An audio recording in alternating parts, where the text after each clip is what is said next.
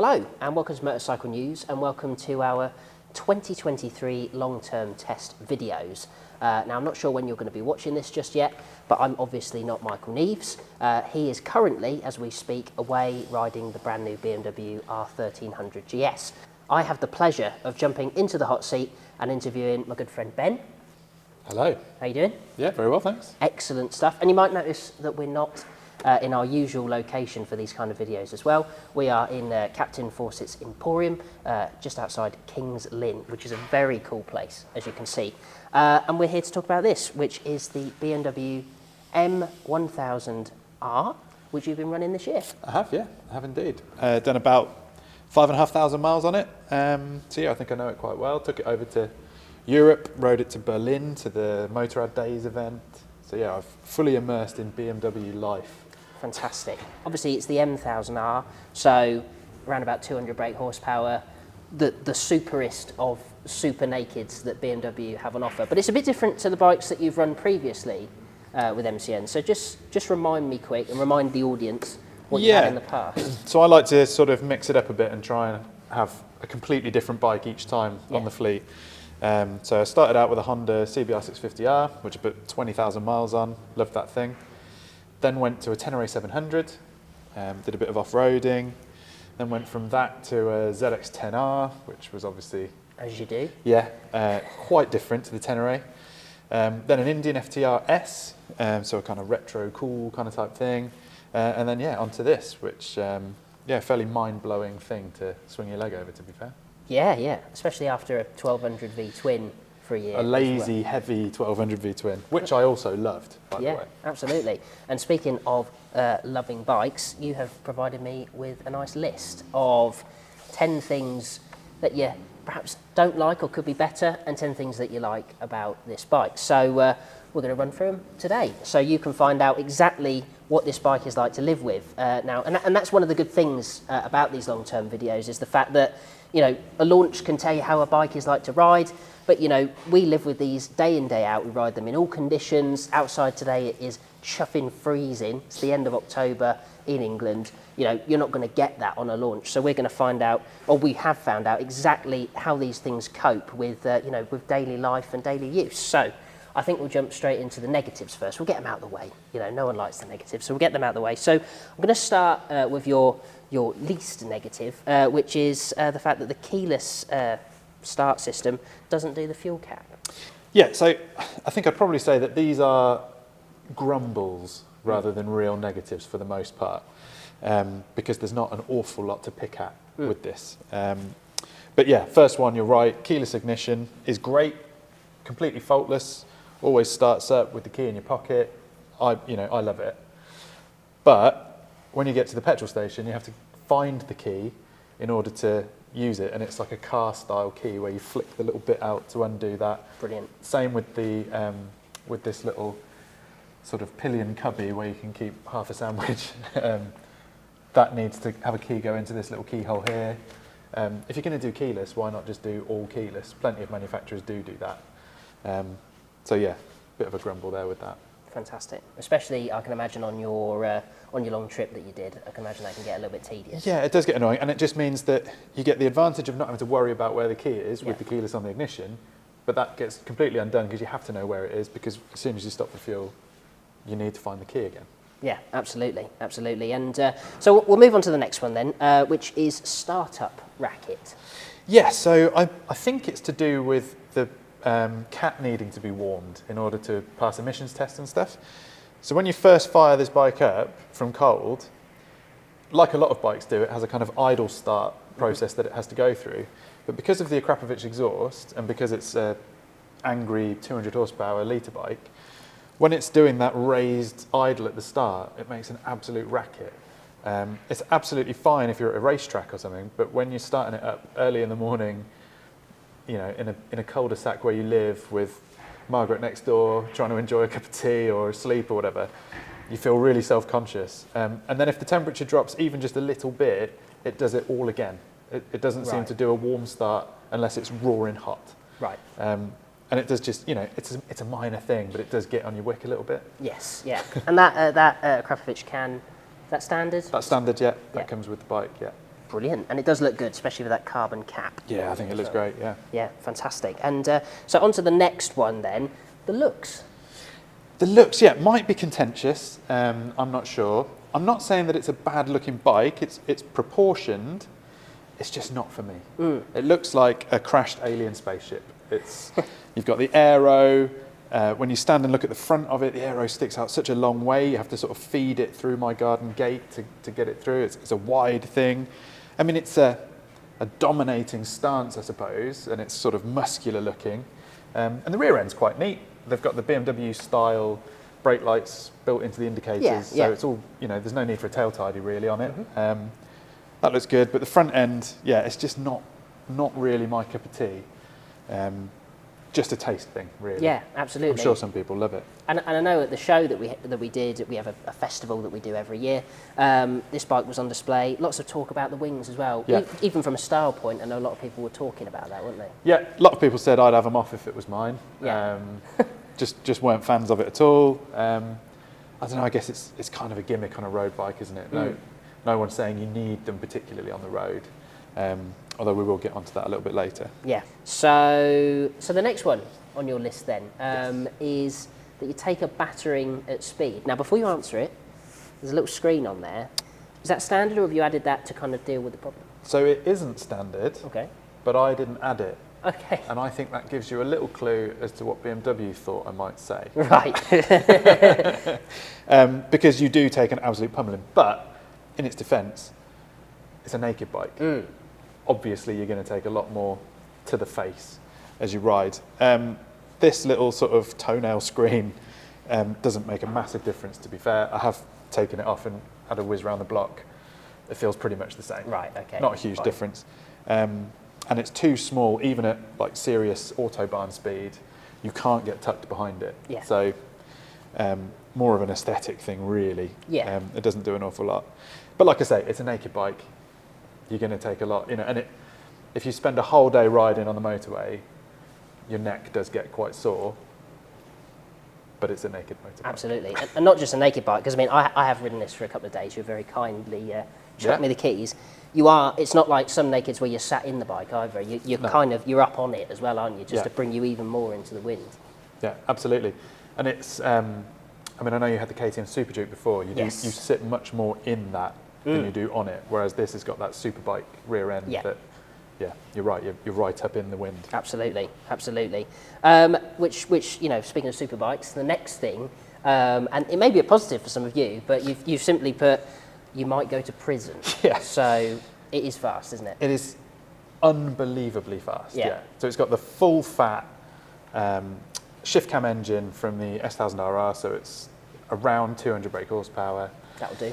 Which will do. We actually dynoed it. It came in at 187, but obviously on a dyno you're not getting full airspeed and everything like that. But yeah, I mean that's like 10 years ago racing superbikes. Oh yeah, yeah. So yeah, it's got plenty of power, and the problem with it is that on the road, and this is going to be a contentious thing to say, it's too much. The temptation to just wind on that right hand, especially, I mean, the ones that really get me when you've had a long day, you're doing that last little bit of dual carriageway back to where you live, you're ready to be home. Yeah, yeah.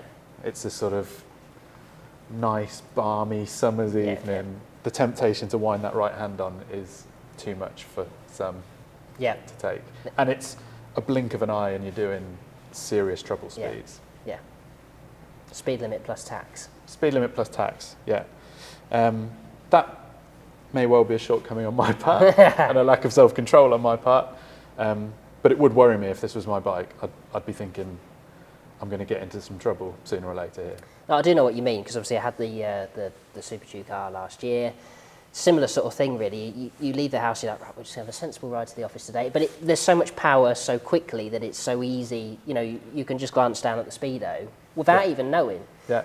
And that's why it's been so refreshing this year for me personally to run a Suzuki GSX-8S, which you'll see in another video, because it's got 80 horsepower rather than 177 horsepower, which is less than this. So, that just gives you an idea of just how much poke this and has that's got. it. And because the bike's so capable, it isn't even trying at those speeds. So like you say, it sounds mad to say to someone that you can be doing such a high speed and not realise you're doing it. And, even on a naked bike, but the engine's not working hard. No, the suspension's coping with everything. Yeah. The bike feels relaxed. And then you look at the speedo and you're not very relaxed anymore. Exactly. And then you go home and make a cup of tea and worry about dash cams. Absolutely. Yeah. And I think that brings us nicely onto the next point, which is that you feel like you're letting it down.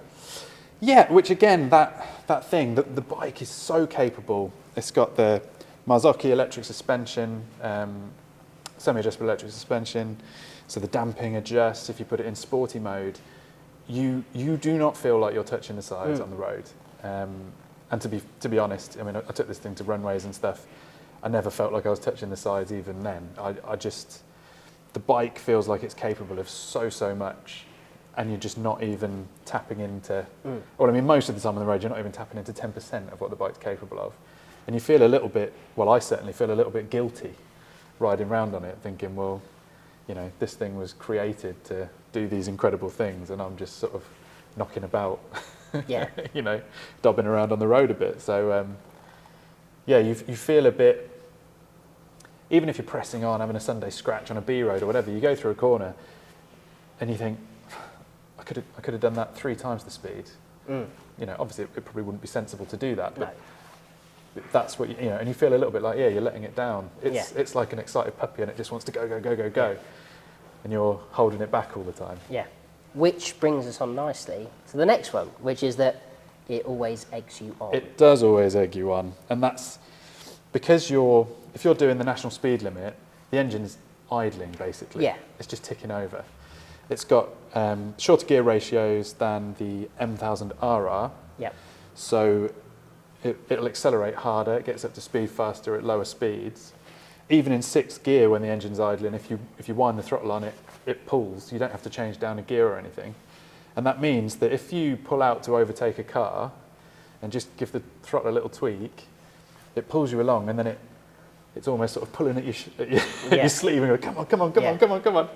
And then you get into a sweet spot where the exhaust starts to sound better, and it's going, come on. And so it sort of draws you into trouble. Yeah, exactly. It's one of the things that I found with some of these super nakeds. It's a similar story with the Street Fighter V4 as well. When I've been lucky enough to ride that, you say it's got different gearing to the superbike, but it's all relative. It's still got so much of the grunt is at the top in the illegal bit that you kind of, if you ride it sensibly, or if you don't ride it sensibly, even at road legal speeds, you're not using like 2/3 of the revs, are you? So it's sort of, in order to have the good bit, you either have to go to a racetrack, or you have to take your license in your own hands.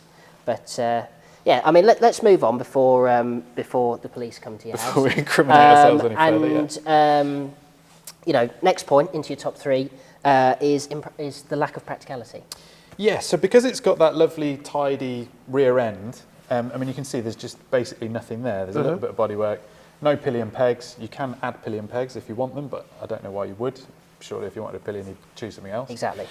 But it means that there's not really anywhere to tie any luggage to, or if you want to go and, like I did, head over to Europe. I did manage to get round it. I've got a backpack that also acts as a tail pack, and you'll see on here I've attached the Velcro straps from it. I managed to get onto the subframe here. Okay. But they're quite a long way from where the tail bag sits. Yep. And then for the others, because there's literally nothing behind here and the indicators didn't look like they'd cope with it, I had to strap it to itself all the way around the bottom of the tail unit. So I did manage to find my way around it.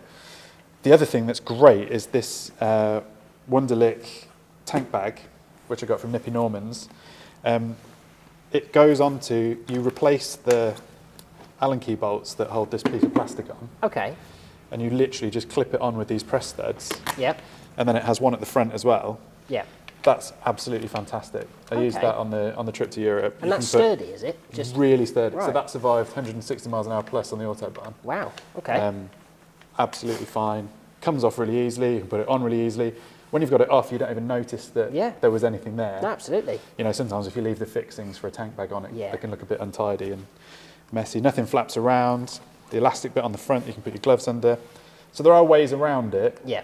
Still not a particularly practical motorcycle. No. And if European touring is your thing, and you do it with a bit of luggage, your only real option is a backpack, and that's not ideal. No. Or you're going to have to FedEx your luggage to the next hotel. It's true. If you've got the money. But then, you know, how many M1000R owners are going to go across Europe on it? Yeah, true. But then, you know, I've met people on Chuonos, I've met people, you know, people do it, I suppose, long distance touring on these kinds of bikes. Yep. Fabulous. Well, on to the next one then, which is the mirrors. Yeah. Well, what's the point?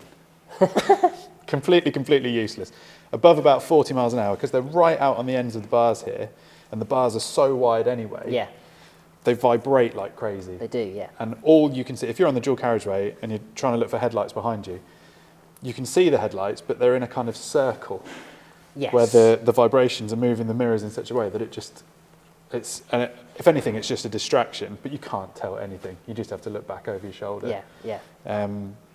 I just don't understand what they were thinking, really. The other problem with them is that they've got a very small range of motion. Yes. And they have to have the ball joint on them has to be really, really stiff because they vibrate so much. I'm guessing they'd wander around if they didn't make it that stiff. So they're really difficult to adjust. And if you want to adjust them a long way, then you need a Torx head screwdriver to loosen that off so that you can move it around on the bar weight. Total fail. Yeah. Total fail. And I don't think they really look right either. Yeah, it's sort of a bit of a cafe racer style bars, yeah. on a naked superbike. Yeah, very odd. And you would I mean, it's not really an issue, I suppose, but if you wanted to put a lever guard on, you'd have to lose the mirror. Of course, yeah. Which would mean you could only put your lever guard on when you got to the track if you were riding it there. That's a good point, yeah. But that's kind of a minor annoyance. But just the fact that they're completely useless is an annoyance. I can imagine, yeah. And obviously, like I said, I rode this. I don't know if you could tell on the camera, but I'm considerably shorter than Ben. So the small range of movement meant that when I first rode it, I couldn't get the mirrors to a place where I could see comfortably, or I could see the bit that I wanted to see. I would agree with you there. And onto the worst one, and you've kind of alluded to it there already. The vibrations. Vibrations, yeah. So, I mean, I've said that the engine's fantastic, and it is, and more on that when we get to the positives. But at road speeds, when it's not working very hard, which is most of the time because it's so powerful, there are a hell of a lot of vibrations. And I think that's partly the reason that the mirrors struggle so much. Yeah. Although maybe it's the other way around. The vibrations are bad because the mirrors are right on the end of the bars and they're quite heavy. I don't know. But yeah, if you're cruising at, say, 60, 70 miles an hour, you're on the cruise control, your right hand will go numb from the vibration. And you have to ride around it, so you find a speed slightly above or below where the vibration isn't quite so bad. Yeah. But it is really, really vibey. When you start the bike up and it's sitting at idle, it sounds like a bag of spanners, doesn't it? It's really not it's obviously a refined engine, but it doesn't sound it at those low revs. And unfortunately, the vast majority of the time, the engine is working in that zone. Yeah. Unless you're on track or something. So yeah, it does vibrate a lot. Okay, so that's the negatives out of the way. It is. And, you know, it doesn't sound like there's anything particularly too bad with it. Like I say, grumbles, really. Yeah, exactly. So let's move on to the positives, shall we? And we'll jump straight in then with the heated grips. Heated grips, yes. I have gone soft. I'm almost 40. And I like to have a heated grip now, which is something I never thought I'd say. Never had heated grips on any of my own personal motorbikes, but they're on this. They come as standard, like they do on pretty much every BMW sports bike, and they're brilliant. They get roaring hot in mode 3. They're just sort of enough for a cold, summer's day, but you start off really early. Level 1, I mean, who am I? Using heated grips in August, it's not you. Yeah. But yeah, really, really good. Super simple to operate. There's a whole dedicated button for them. You just scroll through. They come on at 3, and then you scroll through levels 2 and 1 and off. Yep. You haven't got to go through a menu in order to access it. Yeah, just really, really easy. And they don't look like heated grips. They don't feel like heated grips. Sometimes they're slightly fatter than a standard grip or something, but they just look completely normal, work really, really well. Well done. And it's a great thing about BMW as well, isn't it? The fact that they can make a bonkers bike like this and give it practical. Well, even the practical M1000R, the homologation special, has heated grips. Yeah, brilliant. Yeah. It's why don't more people do it? Yeah. So let's jump straight to the next one then. We'll stay on practicality, and it's got built-in sat nav. Yes. The dash is great. TFT dash. Again, it's never glitched or crashed, or sometimes that you can have that with some TFT dashes. It starts up. It does a cool little like M logo thing for you, and then phone connects straight to it after the first time you've done it. Great. There's a BMW connected app, and then you can set your sat nav through that, and it gives you turn by turn on the dash. It's just so easy. Again, I don't normally use sat nav on a bike, but when it's so easy to do, and it's got a cool function where you can have the most direct or the least direct route, depending on how you set it. Yeah. So it's quite fun sometimes if you're in no hurry and it's a nice sunny day. Stick home in, but do the winding route. Yeah. And then just ride in a random direction until the sat nav says you'll get home at X time. Yeah. I've discovered some roads I've never ridden on before in my life just using that. Brilliant. Yeah. It's always worked. Like I've used other systems like this, or I've attempted to use them, and sometimes they just don't work. But this one's always been okay. Always been okay in the UK. Weirdly, the place it worked least well was Germany. Oh, right. You'd think that that wouldn't be the case, but it was Berlin city centre where it fell down, and it's a turn by turn where you get a turn right in 100 metres or whatever, and then there's a turn every 10 metres until that 100 metres. I'm with you. Yeah. It's probably user error more than anything, but it wasn't that easy to follow in that scenario. Okay, brilliant stuff. Okay, so we'll move to the next point then, which is rider modes. So tell me about that. Yeah, so rider modes can be a little bit of a gimmick on some bikes. You get A, B and C, but it's not really clear what A, B and C does. Yep. And perhaps they'll just change the throttle response. Whereas on this, everything's completely plumbed into the rider modes. You get rain, road, dynamic, and then the race pro mode, a load of customizable settings. You can have everything turned off, everything turned on, traction control full, but throttle in race mode. There's endless options that you can have. But it actually makes a palpable difference to the way the bike rides. So I use rain mode in the wet, because why wouldn't you? You've got 200 horsepower motorbike. Of course, yeah. Might as well do it. So it softens off the throttle, the suspension damping goes to its most comfortable settings, traction control gets wound right up, the quick shifter speed changes. It actually does change the bike, which is great. And like I say, it means that I actually use them, whereas on some bikes I just don't. I just find the one I like and stick with it. Yeah, exactly. Oh, well, that's good. Again, BMW, it's well thought out. They know what they're doing. Exactly. Yeah, they've been doing it a while, haven't they? 100 years. 100 years. Yeah, absolutely. Next one on your list, I'm not sure it's a word, but I like it. Pootilability. Pootilability, yeah. So that's because it's got 200 horsepower. You feel like it should be mental. Yeah. But actually, you can roll around. You can it's got cruise control. Stick the cruise control on at 30 miles an hour in top gear, and it'll just do it. Yeah. There's a 20 mile an hour limit right near my house. You can use the cruise control at 20, which you can't very often do. Sit at the speed limit, absolutely no problem. And the bike's happier at full chat, don't get me wrong, but you can poodle around. It's completely manageable. It sort of cossets you and makes you feel comfortable riding it. You don't feel like you need to be a brave rider to get on this thing and ride it. Yeah. Apart from at full chat. Exactly. It's one of the good things about super nakeds, to be fair, is you ride the super bike equivalent, you take it near a town, it gets hot, your wrists hurt. I mean, you look cool. Well, I think I look cool, which is debatable. But all of the shortcomings become really obvious. With these, you're right. You can filter. You can sit there. It's comfortable, and brilliant stuff. So we'll move from that straight into the quick shifter, which you've already talked about in the rider modes. But what's good about that? It feels like you're directly shifting the gear. There's no flex in the shift lever at all. Right. There's no free play as you go from gear to gear. So we went and top speed tested it down at a runway.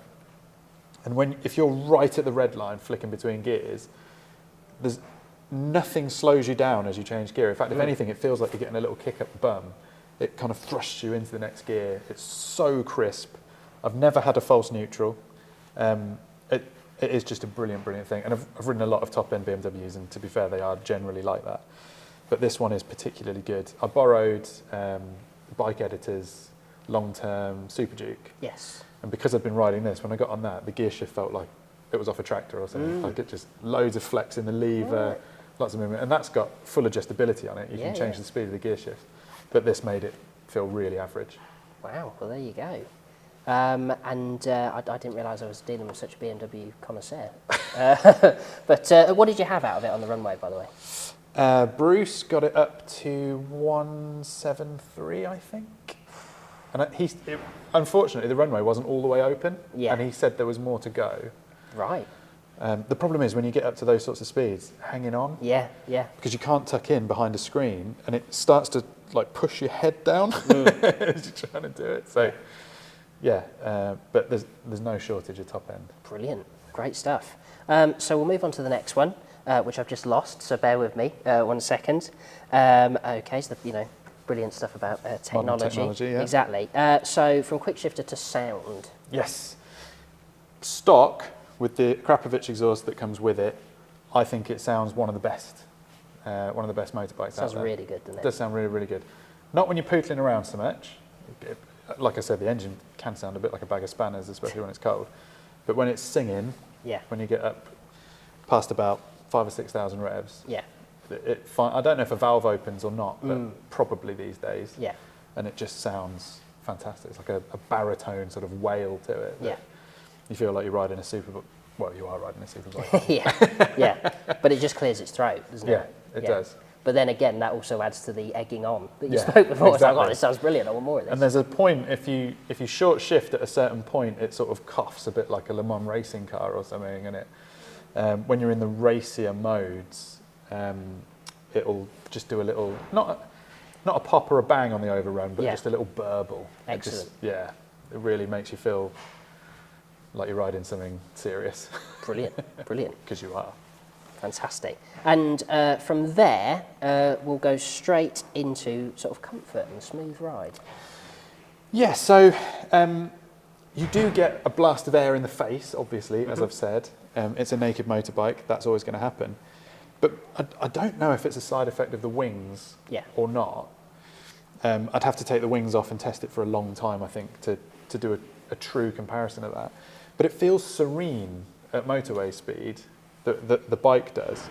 I actually found, when I was on the motorway in Germany, if you leave it on the cruise control at motorway speeds and you lean the bike over slightly and then take your hands off, it tracks where you've left it. Yeah. And then you have to put it back upright again. Whereas most bikes, obviously, if you did that and let go, it would go straight back up to an upright position. And that's obviously an effect of the wings, the aerodynamic force generated by the wings. But yeah, there's a serenity to it at speed that you're not necessarily expecting. Yeah. Aside from the neck ache, but But yeah, and comfortable. The pegs are really high. There's loads of ground clearance, but your knees don't hurt. Yeah.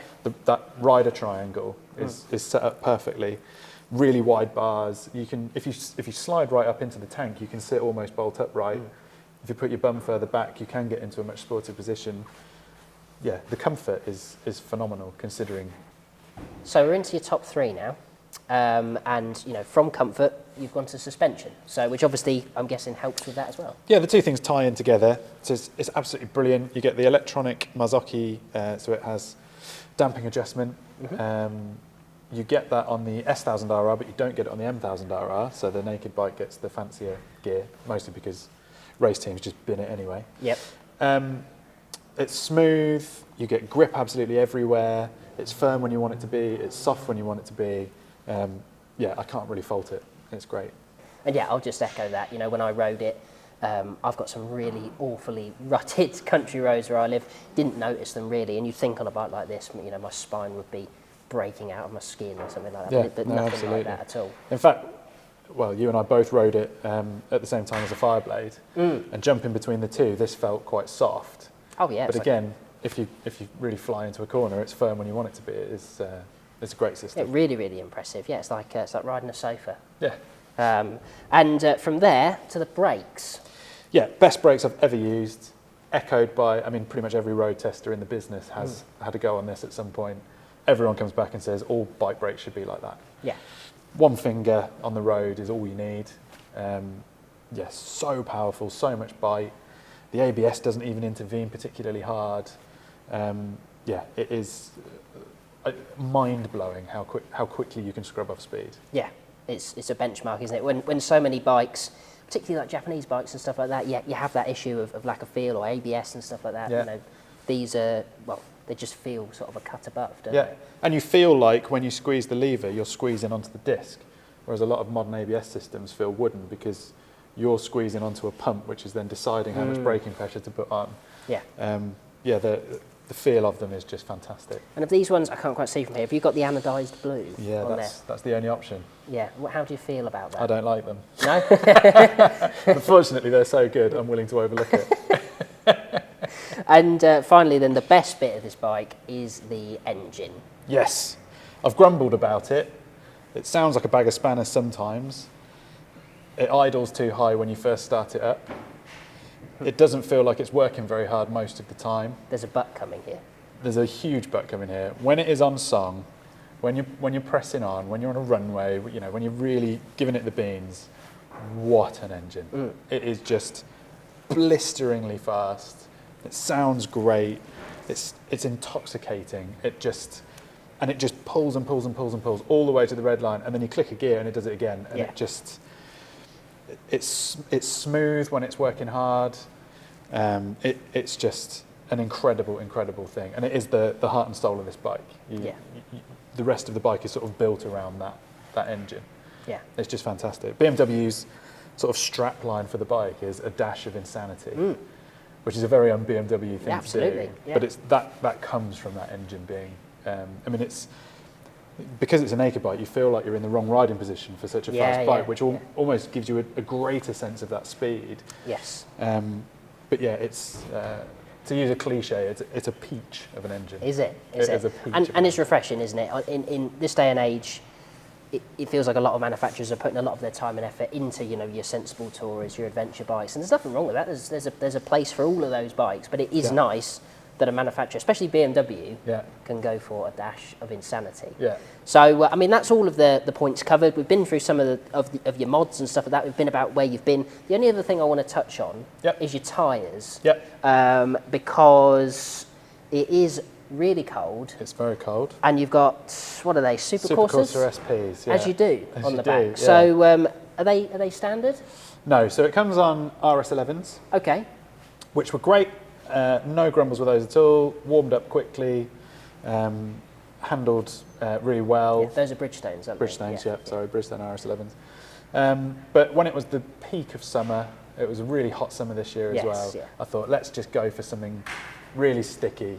And these Pirellis, the Supercourser SPs, had just been updated. Yes. So I thought, let's give that a go. And they're fantastic on a nice, hot, sticky day. It's like you've done a little suspension upgrade, just a little tweak. Yeah. They just feel plush as you ride away on them. And in those conditions, they warmed up fast as well. Edge grip is phenomenal. You know, top drawer tyres. Late October in the east of England, they're not quite so great, and they're a bit squared off now. I should have changed them. A bit? Yeah, a bit. It's not like they made a Lego. Yeah.